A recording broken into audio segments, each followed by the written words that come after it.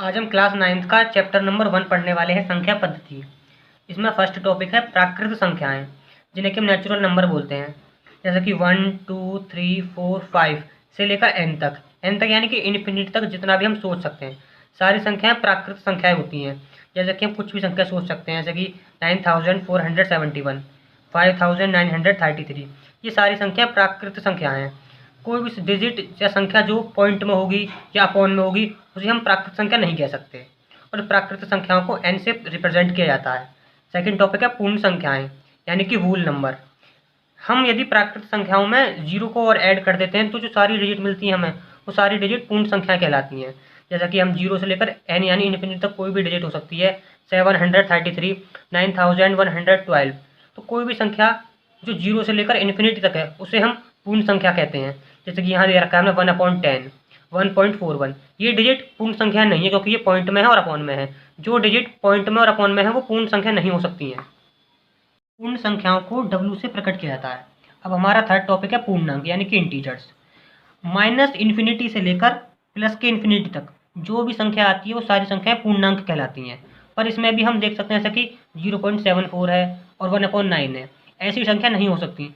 Point वाली और upon वाली संख्याओं को हम पूर्णांक भी नहीं कह सकते। पूर्णांक को जेड से रिप्रेजेंट किया जाता है। प्रत्येक संख्या पूर्णांक होती है। कोई भी संख्या जो माइनस इन्फिनिटी से प्लस के इन्फिनिटी तक के बीच आती है पूर्णांक कहलाती है, दशमलव की संख्याओं को छोड़कर और अपॉन की संख्याओं को छोड़कर। अब हमारा फोर्थ टॉपिक है परिमेय संख्याएं, यानी कि रेशनल नंबर। जिन संख्याओं को P/Q के रूप में लिखा जा सकता है उन्हें परिमेय संख्याएं कहते हैं। जैसे कि हमारी प्राकृत संख्याएं हैं, पूर्ण संख्याएं हैं, पूर्णांक हैं। ये सारी संख्याएं भी परिमेय ही होती हैं। 0.3 पर बार, -149, 4.4571, रूट में 16, 10/5, 12, 22/4, ये सारी संख्याएं परिमेय संख्याएं हैं। अपरिमेय संख्याएं यानी कि रेशनल नंबर। जिन संख्याओं को P/Q के रूप में नहीं लिखा जा सकता है उन्हें अपरिमेय संख्या कहते हैं। अथवा जो संख्या परिमेय नहीं होती है वह संख्या अपरिमेय कहलाती है। जैसे कि √7, इसको यदि हम सॉल्व करते हैं तो इसका आंसर समथिंग पॉइंट में आएगा। √29, इसका भी समथिंग पॉइंट में आएगा। जैसे ये है 0.10, 110, 1110 या 22/7। इस 22/7 को हम सॉल्व करते हैं तो हमारा 3.145926 आएगा, यानी कि ये पॉइंट में चलता रहेगा। तो ये अपरिमेय संख्या है। जैसा कि हमने परिमेय संख्याओं में पीछे देखा था, उसमें √16 था, तो √16 को हम सॉल्व करते हैं तो 4 आता है, तो हमारी परिमेय संख्या है। अब हमारा नेक्स्ट टॉपिक है 6, वास्तविक संख्या, यानी कि रियल नंबर। सभी संख्याएं वास्तविक संख्याएं होती हैं, यानी कि जो भी डिजिट हम अपने मन में सोच सकते हैं, एनीथिंग, एवरीथिंग, समथिंग, कुछ भी, वो सारी संख्याएं वास्तविक संख्या यानी कि रियल नंबर होती हैं। नेक्स्ट टॉपिक है भाज्य। 2 3 5 7 11 13 17 29, ऐसी संख्याएं जो केवल अपने टेबल में आती हैं वो अभाज्य संख्याएं कहलाती हैं। 8th है सम संख्या, जो 2 4 6 8 10, जिनके लास्ट में 2 4 6 8 या 0 आता हो, वो सम संख्याएं होती हैं जिनके हम जोड़े बना सकते हैं।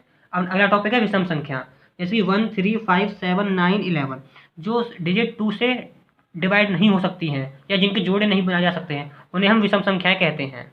अब हमारी कुछ संख्याएं शांत होती हैं। शांत यानी कि टर्मिनेटिंग।